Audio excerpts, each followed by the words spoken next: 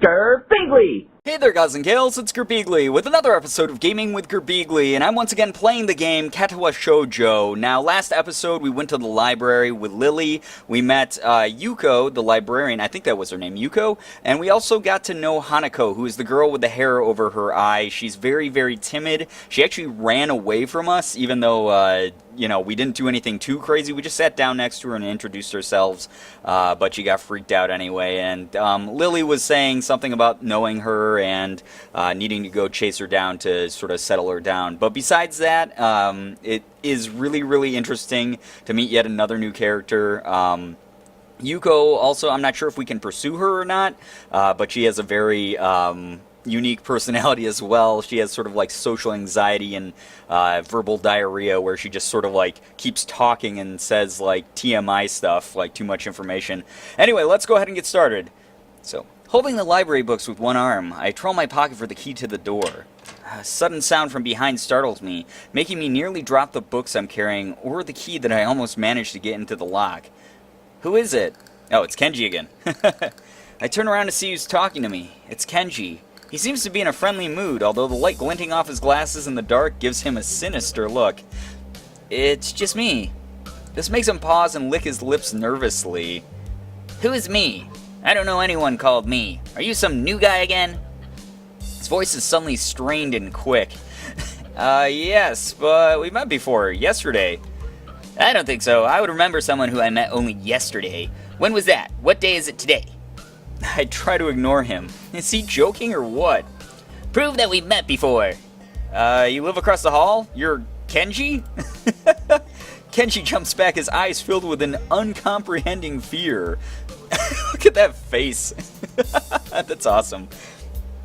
How do you know my name? Damn, this can only mean one of two things. Either we have met and you are telling the truth and I just can't remember it, or you're a spy.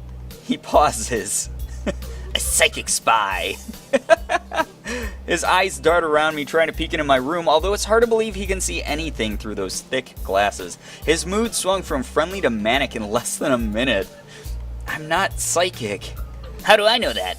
I'm not a mind reader. Kenji points a finger in my face damningly. Unlike you. Stop that, man. We met yesterday. What's wrong with you? I live in this room. Lies. If you think you can pass as Hisao because I'm legally blind, you are sorely mistaken. You don't even look like him. I mean, the resemblance is real slim. Maybe at a distance, but who do you think you're kidding? I want to grab him by the shoulders and shake him. Exasperated, I rub my eyes and let out a heavy sigh. Stay there. Whoa. He gets so close. Kenji comes closer, one careful step at a time. I stay still lest he assault me physically, although I doubt he could do much damage even if he did. Oh wait, I see it now. Damn, it really is you. Sighing again, and then once again for good measure, I step backwards just in case. What's up, man? You don't look too good, I think. Something wrong? I don't know, just had something stupid happen to me. A few stupid things, actually. Even if you discount this one. I can't get a proper touch on other people here, and I have no idea if it's because of me or because of them. I don't know why I'm telling this to Kenji. It's not like we've had any contact either. That's rough, dude. Yeah, I'm sorry about calling you a psychic spy and all, but you never can be too careful. It's the hard reality we live in. I'm slowly starting to think that Kenji isn't necessarily living in the same reality as the rest of us. You see, this is how it is, this world. There is no justice. You see, even when I lose, I win because I don't lose the lesson. What does that even mean? It doesn't matter. He dismisses it flatly with a wave of his hand. So what happened? Why the long face? Do you have a long face? It's nothing. I just scared some girl off accidentally. Literally two. She actually ran away from me. It was my fault, really, I think. I'm not really used to all this yet. A girl? A cute one? Cute? That's a hard question. She had a nice body and really beautiful hair. Oh yeah, baby. But the face. Oh, don't be a judgmental dick. Oh, she was totally cute. I guess I could go either way. I'm totally gonna say she was cute. She was cute. I liked her. Yeah, cute, I guess. I knew it. There are a lot of cute girls here. A strangely disproportionate amount. I believe this is one of the dark secrets of the school. I tried to warn you, man, but did you listen? I don't remember any such warning. Dark secrets? Yes, dark secrets, extremely dark, like a black hole. Have you noticed that the number of girls in the school is slightly but significantly higher than the number of boys? It's like 60-40. He turns his head to the left and stares off into the distance at nothing. Why is it like this? I mean, to the untrained eye, it doesn't appear to be that bad. But that is a full 20%. One would think that a school with such a huge pool of women would be a man's dream, but no. What I am about to tell you could blow your mind. Are you ready? I don't know where this is going, but I think I won't be missing much by cutting out now. So this is like, I love Kenji already. He's basically a conspiracy theorist, crazy, paranoid, manic, blind guy. He's awesome. No, I'm really not ready. I only get as far as turning the doorknob before Kenji starts talking again, showing that he doesn't really care if my mind is blown or not. I believe that the school is a battleground, the site of a feminist infiltration. Careful, Kenji, you're gonna piss off Tumblr. This disparity in the number of men to women is... There's like dramatic music. In the number of men to women is a clear sign of how far they have come. In case this Cold War turns hot, they will have superiority in numbers. Just another skirmish in the eternal war against the forces of the feminists. They're everywhere. In Japan, women outnumber men. It's not a 60-40 split, but it's only a matter of time, man. Even in America, women are the majority by a hair. They're building up their numbers. In the past, the buildup of a military has always been the clear sign of imminent war. Japan is just the first step. Our economy is badass, and the country itself is small and isolated, yet a huge part of the Pacific in terms of political value. The perfect target. They're so cunning, as expected of women. Soon the day will come when... Kenji's voice trails off ominously. That is why you can't trust them. They'll string you along and then kill you, just as they killed me. You will end up just like me. Oh, hell no. I can't stop myself from blurting it out. Hey, what the hell does that mean? You said it, not me. It's the best I can think of. So, you're not supposed to say something like that? Damn, so rude. Where was I? Oh yeah, vast feminist conspiracy. Stop it. Stop. I lost your way. Way back there somewhere. Somewhere around feminist infiltration. Or I lost you way, not your way. Got it. I'm not good at the reading. Too hard to follow? It's cool. I have some graphs and stuff in my room, and puppets. You like puppets? No puppets. You don't like puppets? Okay. Graphs are still cool though, right? He speaks energetically, responding almost before I'm done talking, moving his hands in an animated way as he continues to rant on. This is too strange. I had him pegged as relatively normal, but it's clear that I was wrong. Something on your mind, dude? Just thinking about what it's like to be the last sane man in an insane world. Kenji frowns, looking deeply upset. You mean that's you? That can't be, because I'm the last sane man in an insane world. That is my dream. You can't just steal a man's dream.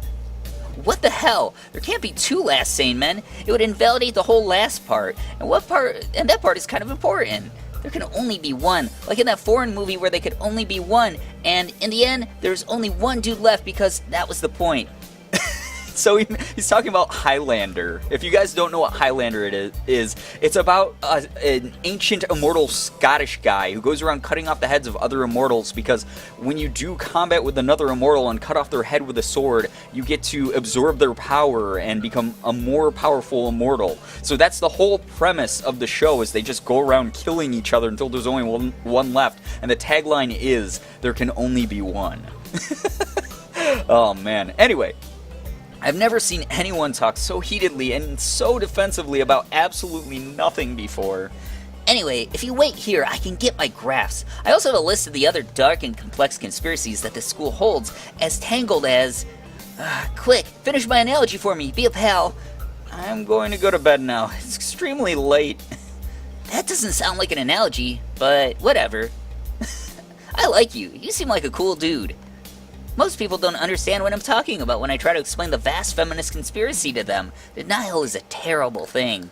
Later. He just went away. He claps me on the back and then vanishes into his room so quickly and quietly it's like he didn't even open the door but instead walked right through it like a ghost. I don't know if I can fully digest what just happened, so I give up and just go to my room, kicking off my shoes before falling face first into bed. It takes me some time to relax and get up so I can get started on homework. It's because the sheets are cool and comforting against my cheeks, and it feels good just lying there with my eyes closed. This school is like some kind of bizarre and surreal island. It's isolated on top of a mountain, and each person is stranger than the last. I just can't seem to fit in.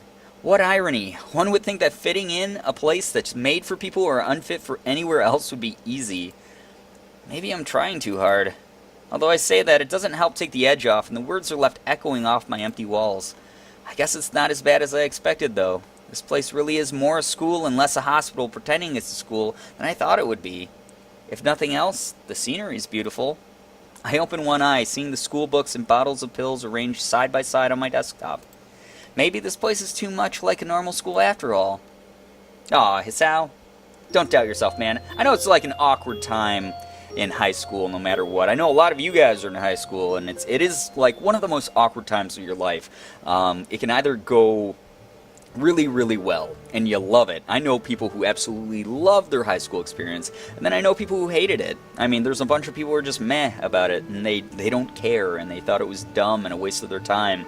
And really, I don't know, it's just such a brief period of your life, but I know that being in it feels like it's the world, so I totally get where Hisao is coming from with this. I feel very tired this morning, probably because yesterday itself was a very tiring day. On top of that, I woke up far earlier than necessary.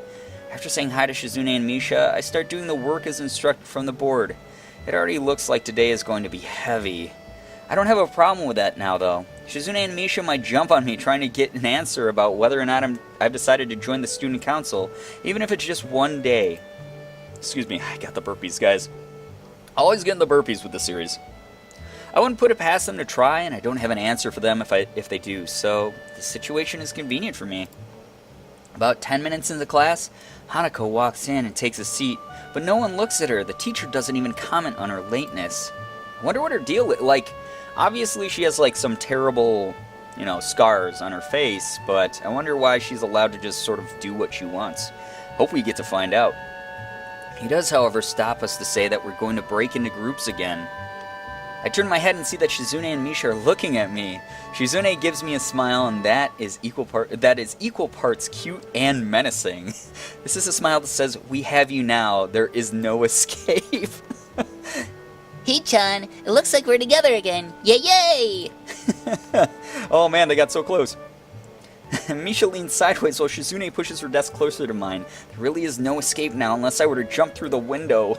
Jumping out the window isn't the best option, sadly. What's wrong, Hee-chan? Oh, Hee-chan, have you been thinking about what you said yesterday? You said that you would think about joining the student council, didn't you? It's okay, Hee-chan. We were talking about it after you left, and it would be rude to expect you to already have an answer for us this early, right? Right! I'm so happy you two are able to have a laugh at my expense, and even more pleased to know that you both know how crazy the two of you can be. Now that that's over, Shizune snaps back into serious mode and smacks today's assignment with the back of her hand in an overly dramatic and important way. When I actually look at the stuff, it's mostly just reading. In fact, there are only 2 problems. I almost want to say something about how her rush to get started seems a bit much, considering the small amount of work. In fact, Shizune probably knows how little there is and simply doesn't care. Yeah, it seems like the workload doesn't matter to her as much as the fact that there is work. The actual amount is unimportant. She approaches everything with the same level of ambition. Oh, hi Hanako. While I'm reading, I let my eyes wander around the room and catch Hanako trying her hand at solving the problems. It looks like she's working alone. I can't remember seeing her working with other people before. Thinking back to how shy she is, it's understandable. Hey, that girl over there. Huh? Who, Hee-chan? Her, Hanako, over there. Does she always work alone? I think so, Hee-chan. You feel sorry for her because she's alone? I'm just thinking that maybe she could work with us or something. No, I don't think that would be a good idea, Hee-chan. Why not?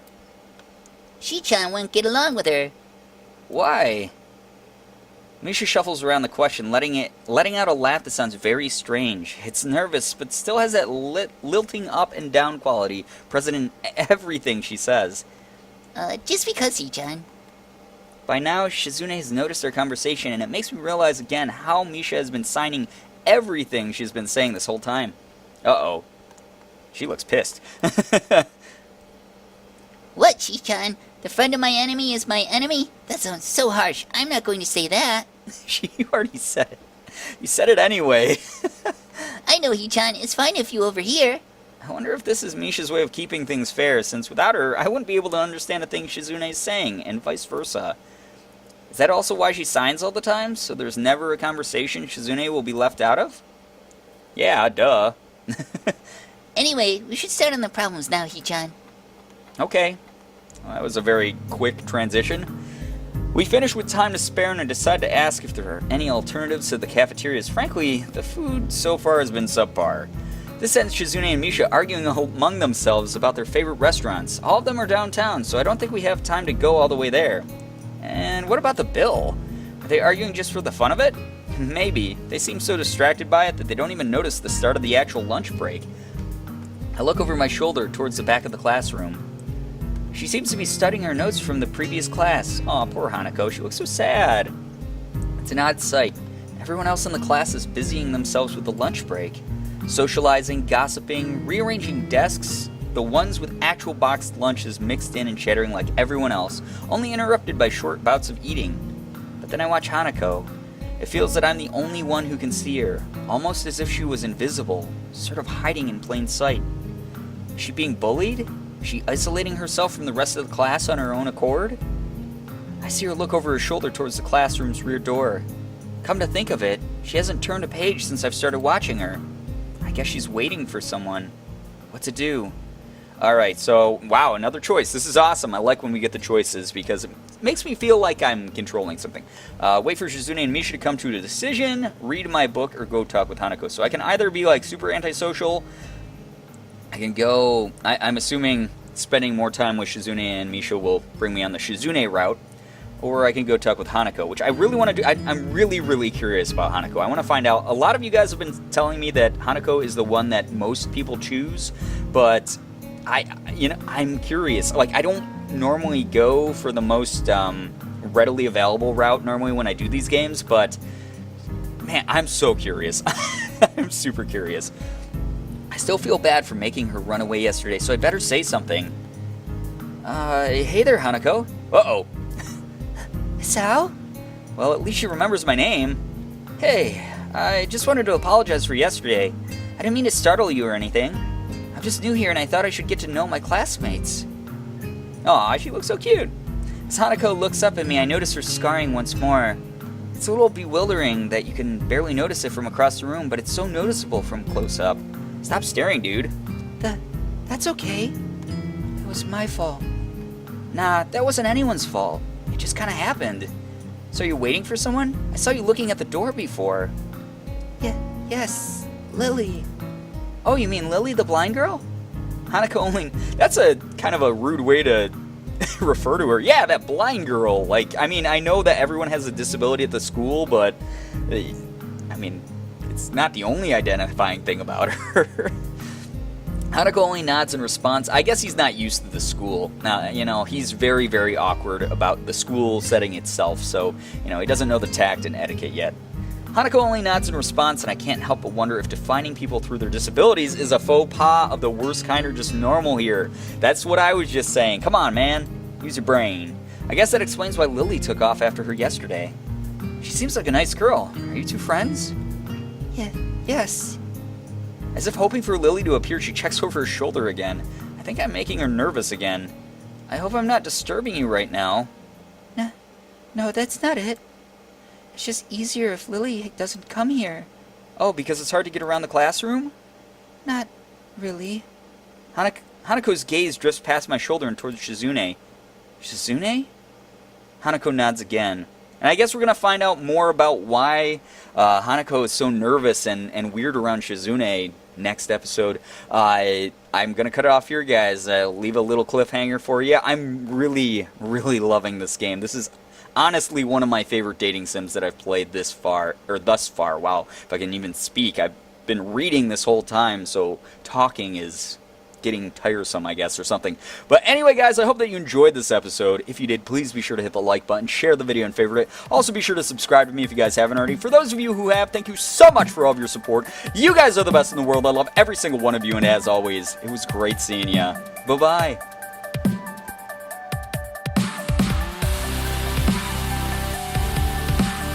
Hermit, maybe see what life, something. Let's use it.